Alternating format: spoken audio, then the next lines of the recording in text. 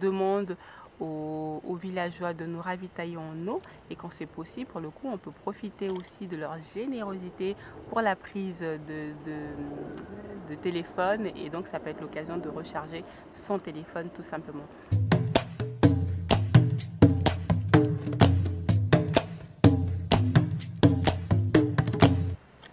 Beauté, bienvenue sur la chaîne Niella, j'espère que tu vas bien.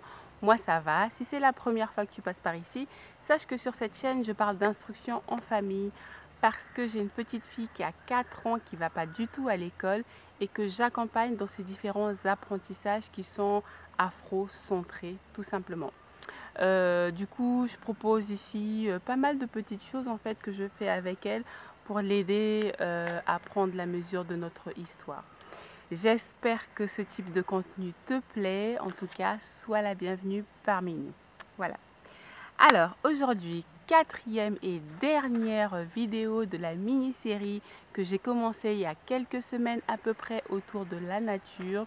L'idée était de faire un zoom sur les différents bienfaits que la nature pouvait nous apporter en termes d'apprentissage, de connaissance de soi, etc. Et donc aujourd'hui, en fait, comme c'est la dernière, je me suis focalisée sur les questions pratiques possibles quand on est en randonnée. C'est une idée qui m'est venue de Fanny. Merci beaucoup, franchement, merci déjà pour tous tes commentaires.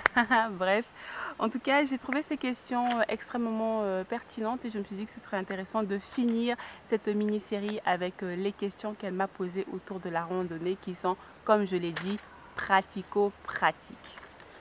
Alors, on va directement attaquer, ce sera plus simple. Qu'est-ce qu'elle dit? Elle me demande en rando combien de jours, combien de semaines, quelle organisation avec un enfant.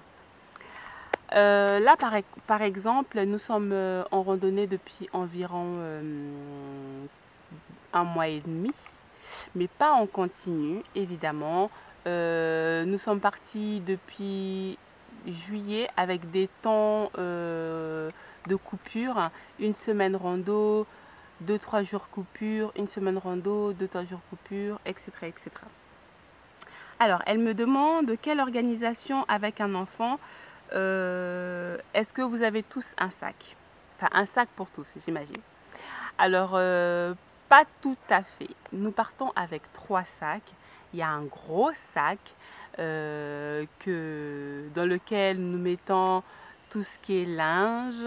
Qu'est-ce qu'il y a dans ce sac-là? Linge et choses importantes, c'est-à-dire carte vitale. Voilà. Et le deuxième grand sac, moyen sac plutôt, est plutôt axé cuisine. Dans le deuxième moyen sac que moi je porte, il y a les casseroles. Il y a aussi un coin prévu pour les vêtements sales. Et quoi d'autre? Et ben voilà, c'est tout. Et le troisième sac plutôt, puisque j'ai dit qu'il y en avait 3, le troisième sac est celui de Naya, notre petite, parce que Naya, du coup, dans son sac, elle met son livre d'insectes et tout ça. Elle met sa loupe, elle met son petit carnet, son stylo et sa petite poupée qu'elle aime bien. Voilà. Combien de temps vous partez? Donc je viens de le dire, on part aussi longtemps qu'on veut, mais on continue, c'est toujours une semaine en général, on fait un petit temps de pause et on recommence, etc. Quelle région? Camping sauvage? Alors pour ce qui est de la région, on n'a pas vraiment de lieu ciblé. Là par exemple, comme on a prévu de faire un grand voyage bientôt, donc on est resté au plus près de chez nous, donc on a été explorer l'île de France. Et sinon, il y a aussi les Pyrénées et voilà. Camping sauvage, oui, nous faisons essentiellement du bivouac. On s'organise toujours pour avoir un petit point d'eau, des lacs comme ceci, enfin, qui sont vraiment hyper pratiques quand on bivouac, surtout sur une semaine à peu près. Enfin bref, voilà. Alors, elle me dit pour le bivouac, quelle organisation? Une tente pour 3. Oui, une tente pour 3. Elle est d'ailleurs juste derrière, c'est pratique. Des ustensiles de cuisine, oui, nous avons des ustensiles de cuisine, casseroles et compagnie, bien sûr. Vous faites le feu? Oui, nous faisons le feu. D'ailleurs, Naya a découvert qu'on pouvait dessiner avec du charbon et peindre un petit peu avec de la cendre. Donc ça a été vraiment, aujourd'hui elle a beaucoup dessiné avec du charbon. Donc très intéressant tout ça.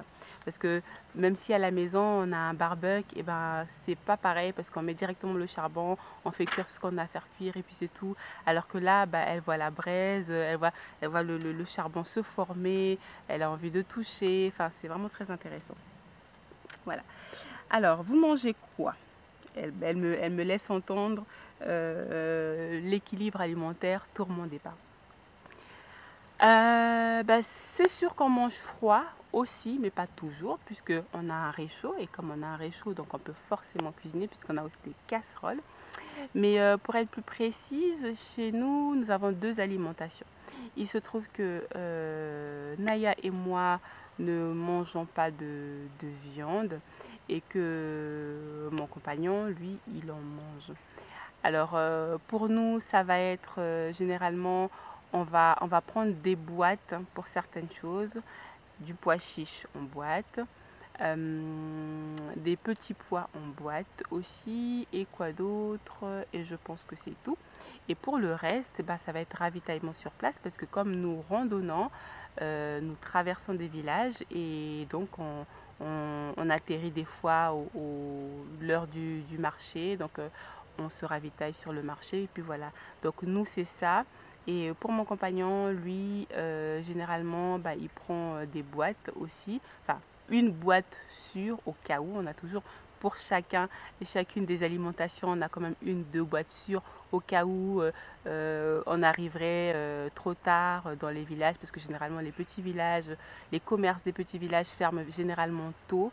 Donc si on arrive et qu'on n'a rien, on a une petite, donc c'est toujours intéressant d'avoir un petit peu quelque chose bah, dans le sac, quoi, d'où les pois chiches pour nous et les petits pois. Sinon lui, à côté, il a de la sardine et puis il a toujours un saucisson. Voilà, donc comme ça on a toujours ça en rab et après on arrive dans le village, on va prendre avec ce qu'on trouve et puisqu'on peut cuisiner, on cuisine tranquillement sans souci et c'est vraiment intéressant parce que ça participe à l'ambiance du bivouac en fait, du temps ensemble, le fait de cuisiner. Et généralement quand on est en camping, enfin en camping, en randonnée, en bivouac, et ben Naya cuisine plus que d'habitude. On lui laisse pour le coup faire beaucoup plus de choses qu'à la maison. Voilà. Alors, vous mangez froid, ça j'ai fait. Et le téléphone. Alors, le téléphone, on part avec deux téléphones et un appareil photo. Là, je suis en train de vous filmer avec mon appareil photo, bien sûr. Et donc, on a nos deux téléphones, nous adultes. Donc, on gère avec les deux et quand ça ne suffit pas, et ben, généralement, on demande aux villageois de nous ravitailler en eau et quand c'est possible, pour le coup, on peut profiter aussi de leur générosité pour la prise de téléphone et donc ça peut être l'occasion de recharger son téléphone tout simplement. Et quand on n'a pas été, mais si on n'est pas ravitaillé en téléphone, enfin si les gens en face de nous ne sont pas réceptifs ou peut-être qu'on, bah, je sais pas, enfin bref, quand c'est pas possible, c'est pas possible tout simplement, on continue son téléphone et puis voilà. Mais en général, les gens sont plutôt accueillants, donc il nous est possible de laisser notre téléphone à charger un temps et puis on le récupère et puis on part et voilà. Alors, quoi d'autre? Et les plantes et les apprentissages de la nature, pour Naya, j'imagine. Alors ça, c'est quelque chose qui est indispensable. C'est quelque chose qui est inclus dans la randonnée. C'est vrai que j'ai pas fait de zoom là-dessus en tant que tel. Encore une fois, ça aurait été difficile de faire vraiment un zoom sur tous les bienfaits de la nature. Vraiment, je pense que bah, c'est pas la dernière fois qu'on fera de la randonnée, c'est pas la dernière fois qu'on fera des séjours nature, même quand on sera à la maison, quand on sera rentré, eh ben, il y a toujours des temps nature que nous faisons. Donc il sera toujours l'occasion de faire des zooms là-dessus de façon un peu plus approfondie. Mais en tout cas, la randonnée est de fait un temps d'apprentissage, faune, flore et tout ça. Mon compagnon est vraiment très intéressé, très passionné de tout ça. Et moi, j'apprends énormément quand il enseigne des choses à Naya. Vraiment, je suis là, je me faufile pour apprendre des choses. Bref, donc c'est vraiment sa partie, c'est lui qui part en vadrouille avec elle. Là, par exemple, si je suis en train de faire la vidéo, c'est parce que tous les deux sont partis en balade pour essayer de découvrir un petit peu tout ce qu'il y a autour en ce moment en termes de faune, flore, insectes et tralala. Donc oui, c'est partie intégrante en fait. C'est d'ailleurs pour ça que nous faisons de la randonnée aussi et surtout. Voilà. Alors, as-tu un guide, un livre ou tu connais déjà? Non, je ne connais pas, non, je découvre plein de choses. Et comme j'ai dit, bah, c'est Emmanuel, enfin mon compagnon qui s'en charge. Et sinon, à côté de ça, on a ceci. C'est un livre sur les insectes. Comme mon compagnon est déjà branché faune, flore, donc voilà, mes questions insectes, c'est intéressant d'avoir un petit livre, il faut faire pas mal de zoom. Celui-ci, on l'utilise depuis que Naya a environ 2 ans. Et je pense que maintenant on a fait le tour, on a vraiment fait le tour, même si il est vraiment intéressant. Il n'est pas cher, mais il est vraiment bien. Et les images sont juste magnifiques. Ça permet vraiment de reconnaître les insectes assez facilement.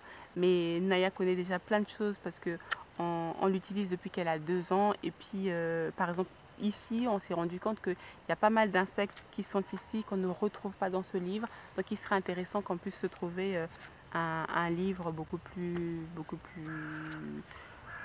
large, on va dire ça comme ça. Mais sinon, il est vraiment super top. Voilà. Alors, une dernière question. Le sac doit être minimaliste. Eh ben oui, notre sac de randonnée, nos sacs de randonnée sont vraiment minimalistes.